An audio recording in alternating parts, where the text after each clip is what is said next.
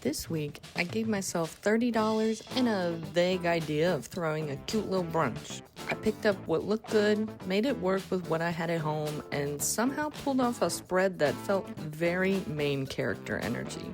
This is how I hosted a summer brunch for 4 people with fresh food, no stress, and a table that made me feel like I've got my life together, even if it's just for this afternoon. We have arrived back at the table. Welcome, everybody. We are back from our little farmer's market haul, and we're going to go through prices and everything I got. Now, I will tell you, I did put some other things away because they're not related to our brunch time things, but we got lots of goodies. So let's get in the bag. Well, before we get in the bag, get in your bag, girl. We are going to talk about this watermelon.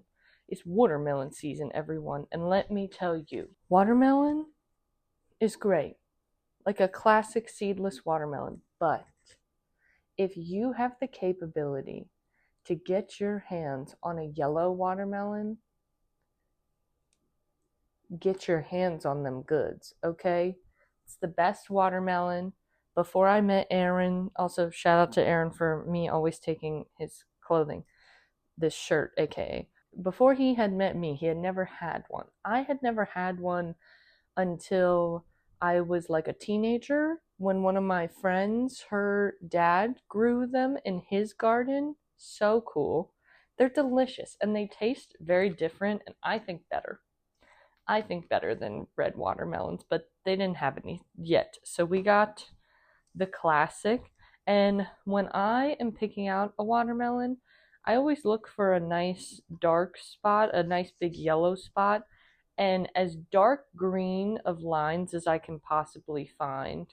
So that's what we ended up with here today. She's beautiful. We'll see what she looks like when we cut into her. But we got this because I really I love to make juice, some health juice, keep up your goods, keep up the vibes.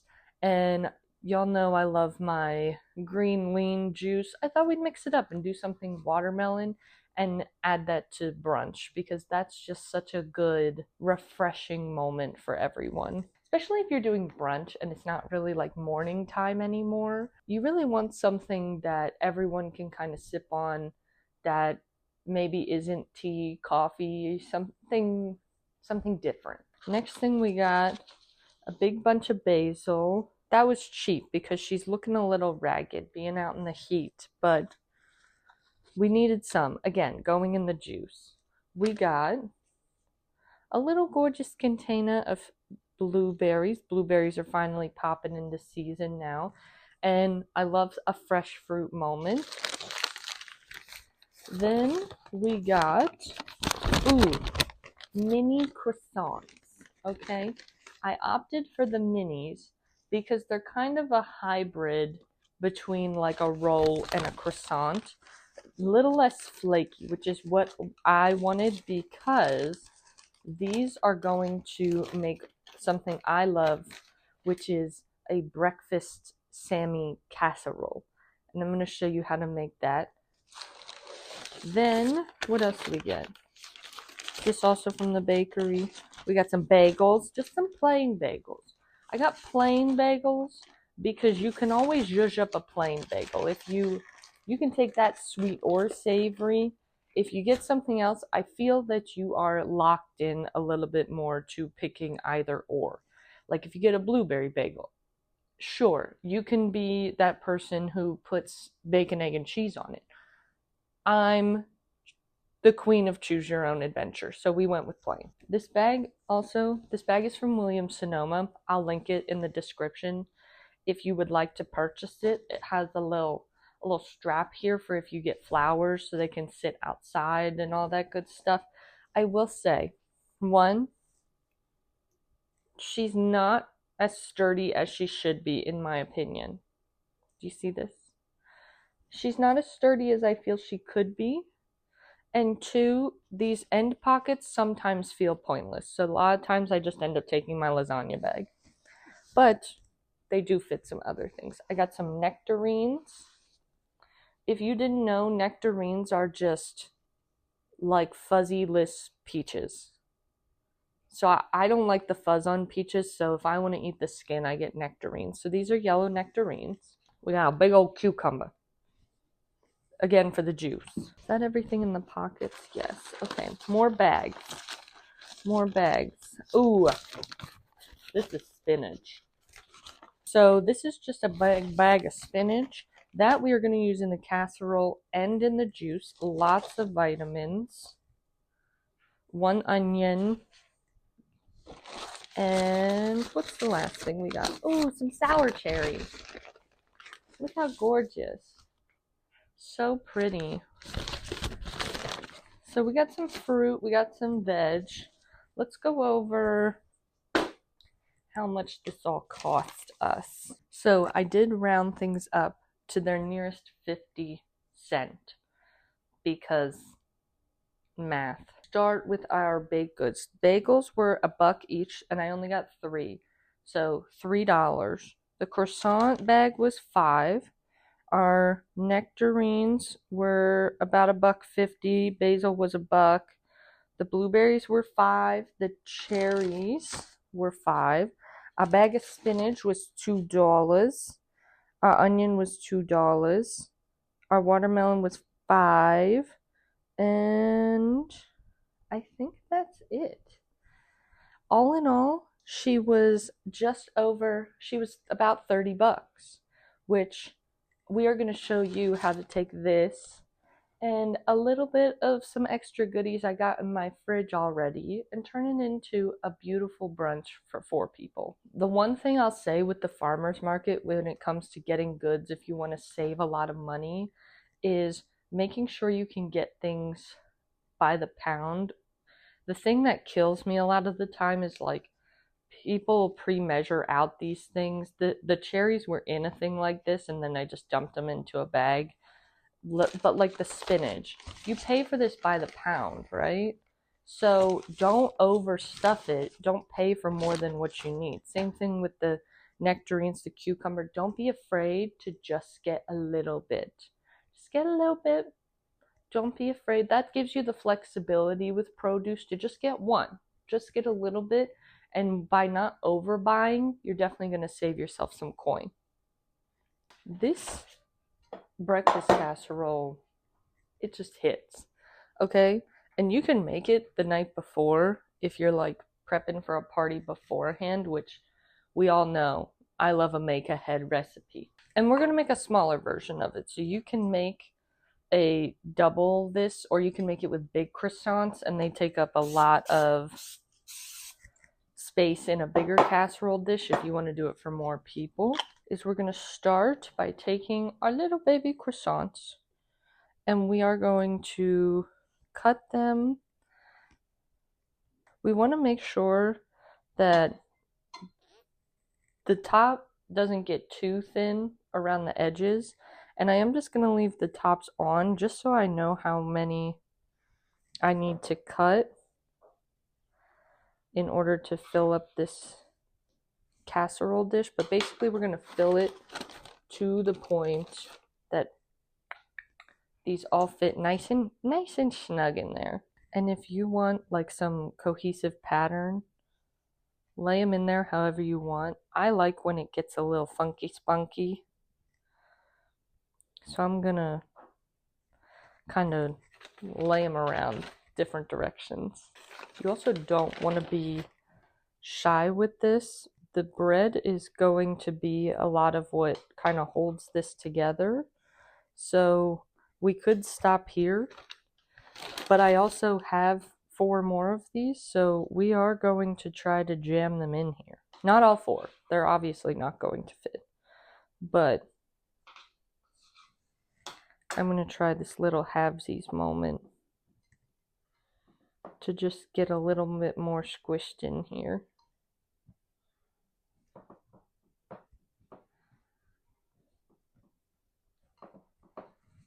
Now, the next thing we're going to do, I'm also keeping this so I know which tops match the bottoms, but we're basically going to take these off and create our center layer of this. So for mine, I didn't get anything at the farmer's market for this, But I do have, I did get this onion, which we are also going to get on the stove and get caramelizing.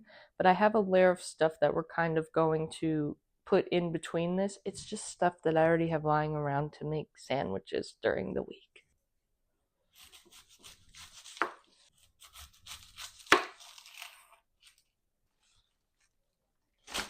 This is just my stock bag. I put a lot of my food scraps. We're safe. On no toes were harmed. I keep a lot of my onions, carrots, garlic, shallots, leeks, anything that would not go to mush and would taste good in veggie stock, we keep in there till we're ready to make some stock. So I'm just going to do half. And I'm just going to add this to a pan with some butter and get them caramelizing. Now that we have that going,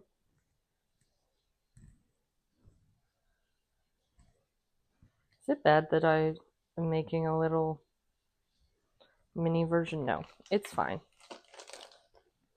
What we're going to do is create a little layer in between here. Now you can do whatever you want here in the middle.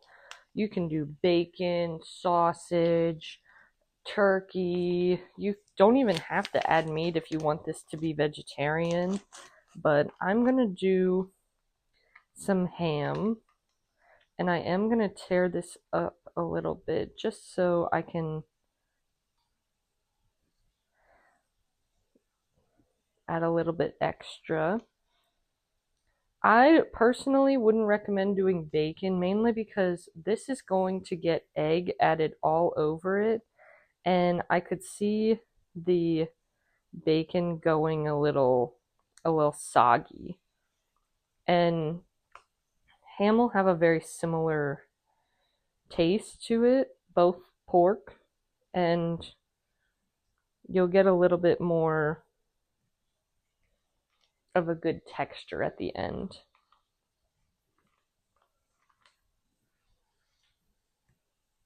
But some cooked off breakfast sausage would hit in this too. And then this is sliced Gouda cheese. I thought this would, wow, this piece is thick. That feels too thick. Yeah, this feels better. I don't want it to be too thick and then it be like goopy soupy. I'm just going to do a layer of cheese. I like the Gouda because it's melty and also just adds a different flavor element. American would work just fine for this. And then the last thing I'm going to add actually in between the sandwich is a good handful of spinach. Now, you can cook the spinach down before you put it in if you want a little bit of the moisture out. You also can just leave it whole like this. I don't like when people get like a whole stem, especially when it comes to these like baby spinach. The stand I got this from also had like the larger spinach leaves, but those have even thicker stems on, which I personally just don't love the texture of. So we're just going to give this a little rough chop. And then give her a good spread, because this will cook down, but this way we're adding some nutrition in with this. Now I'm extra glad that I did this because I can't even see where these are.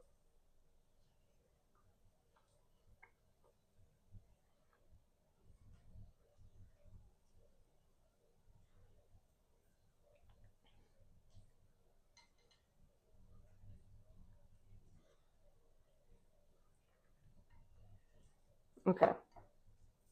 She is layered up. Now, if you want to put onions in like I did, and they're not, you want to put them in between, go for it. Mine just aren't done yet. I'm going to be real with y'all. She needs more time. So we're just going to add them into the egg mixture, which I will show you how to make now. To the bowl, We're going to start by adding a bunch of eggs.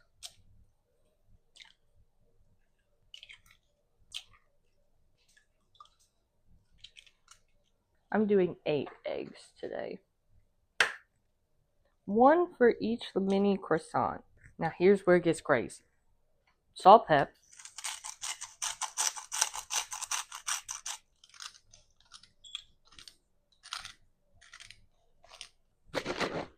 A little bit of milk.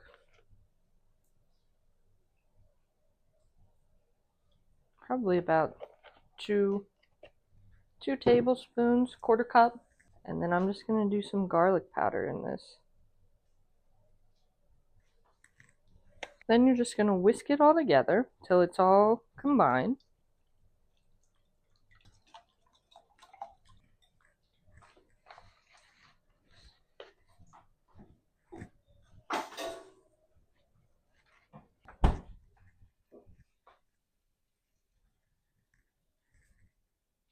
What the hell? We're never going to win with this whisk. It's too bottom heavy. Just checking up on our onions. They're looking gorge. So we have our egg mixture and this. Again, I could add my onions in whenever because they're looking good, right? Like they're getting nice and brown, but I want them a little bit more. And this needs to sit for a while. So what we're going to do, you just pour your egg mixture all over her and make sure you get over top of the croissants. And then we're going to let it sit. And we want it to soak in the croissants. Now you may be thinking, this is going to get soggy. I'll show you. Don't be a skeptic. Just be ready, okay? And I'm going to let mine sit in the fridge. All right, let's clean up a little. And then we're going to make our juice so that can chill in the fridge also. I'm so excited to show you this new juice recipe. Let me get my juicer. Alrighty. And like any juice I do, you can always make this in the blender. It doesn't have to be in a juicer. Let's see. Did we get a good watermelon?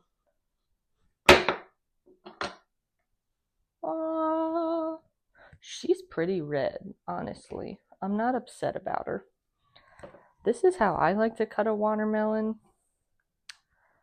Everyone's got their game, you know? I got a big knife and some willpower, so we're gonna do her like this.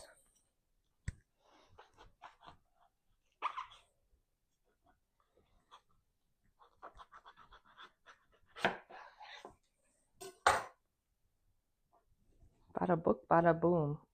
She's a little overripe. You see how these dark spots and a lot of this cracking in here? It probably means they harvested it a little too late. And then once you harvest it a little too late, it gets a little mealy like this. That's fine though, because we're using it in juice. So you're not going to get it for texture. If this was just like an eaten watermelon, I'd be a little pissed. But because this doesn't need to come out pretty or anything like that, she's fine. So we got watermelon. We're going to use about half of this cucumber. Pick your favorite. I'm going to do the little bit bigger half. We're only going to use about 3 cups of this, which I think is going to be about half the watermelon.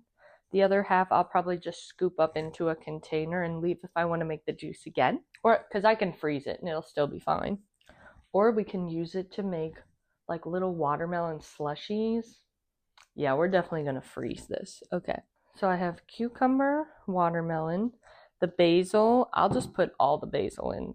That's like a handful, stems and all. We'll do that. The spinach is going to go in as well. And then I'm just going to add some ginger.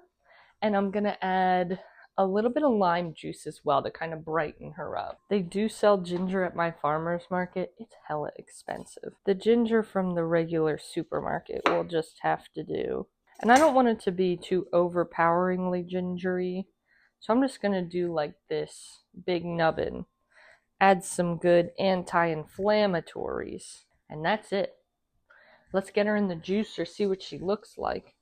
Also, my caramelized onions are done, so I'm just going to pop those on top of that. Keep letting her absorb.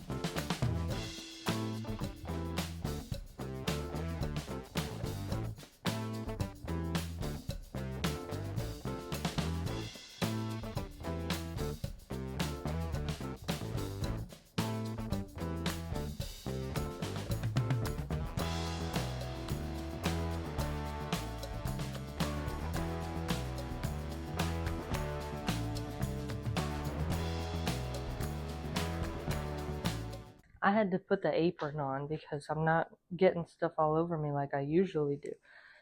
This is the first time I made this. Did it come out this really horrendous color? Yeah, it's kind of like if green and brown had the worst colored baby ever.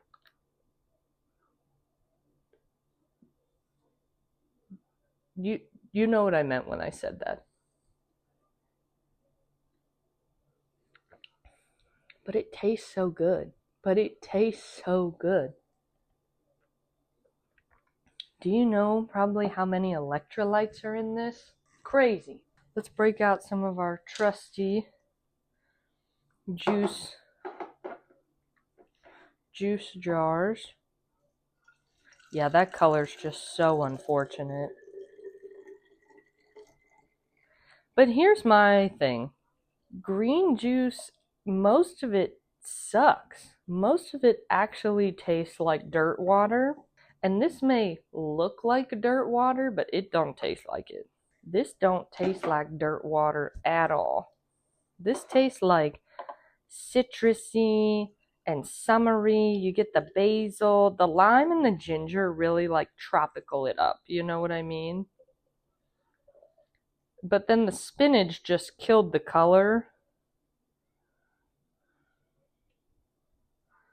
And I'm very aware of that, but if you can get past the color, which you just should, because it's delicious and nutritious. This looks like if weird iced coffee was in here. It's unsettling, but it's fine. I'm gonna drink it. You should drink it too. It's nature. It's nature. Alright, I'm just putting those in there to chill. Let me get the rest of this watermelon put away. And then we're just gonna make a little bagel bar. Super easy. Why would we have super high stakes brunch, right? Low budget, low stakes, high impact. That's what we're going for. The thing about this is that a lot of this is just setup. So we're not actually going to do this until like right before people come over. So game plan now, because we are going to toast the bagels. Because if you hand someone a non-toasted bagel at a party and expect them to eat it, I think that's a sin. That's just my opinion. But we're going to have our little bagel bar set up. So we're going to set that up closer to when people are going to come over. It's just 4 of us today. A little chill moment. And we have to bake our casserole. Same thing. We want that to be done like right as people are coming over. So we're going to bake that at 375, and we're going to bake it covered because those croissants on top can catch a little bit. So cover it with tin foil, bake it at 375.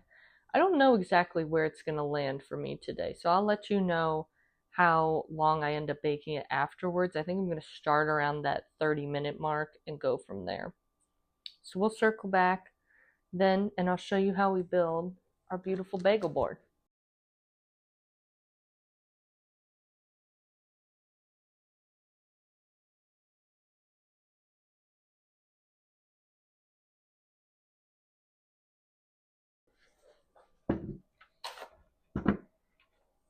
It's time for us to build the bagel board. This is kind of like our whole little breakfast board. We're having our casserole, but we want to have like little variations, if you will. Like we're going to put some fresh fruit on here for snacks, toppings for the bagel if you want that.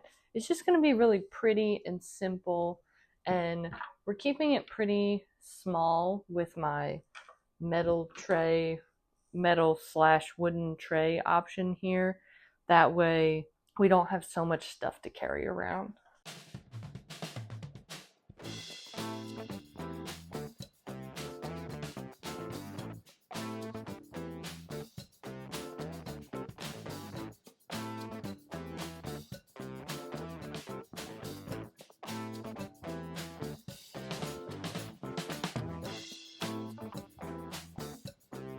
If I can influence you to buy anything, to host anything, it's get these bad boys. Get yourself some of these little condiment things that are metal, smaller than a ramekin, easy to clean. I love these little things.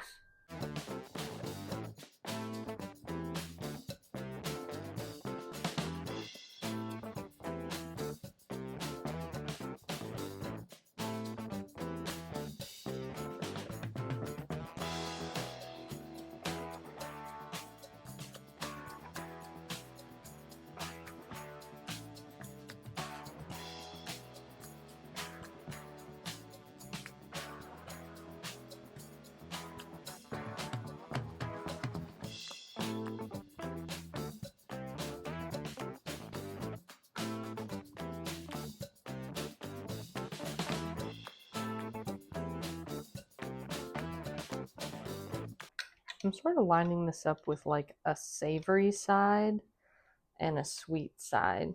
So that way it makes a lot of sense if you just start to grab something for it. We have honey and jam on this side. We have like pickles, savory jams, things like that.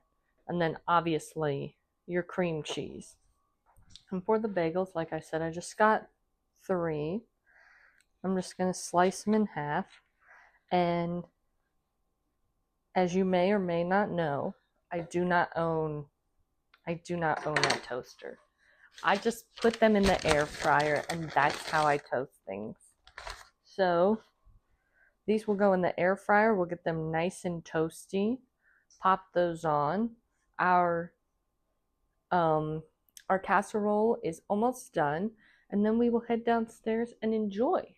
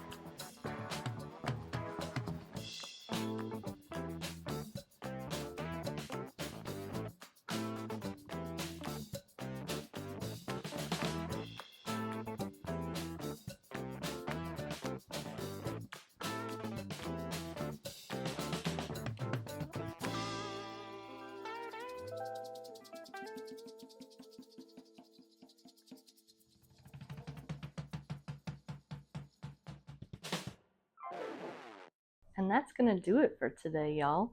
Easy brunch with fresh local ingredients that you can do anytime on a budget. Hosting doesn't have to be about how much money you spend. It's about bringing people together and enjoying some delicious, good food and sharing in community and sustenance and togetherness. That's what I really love about cooking. Thank y'all so much for watching, and we will see you at the table next time. Bye.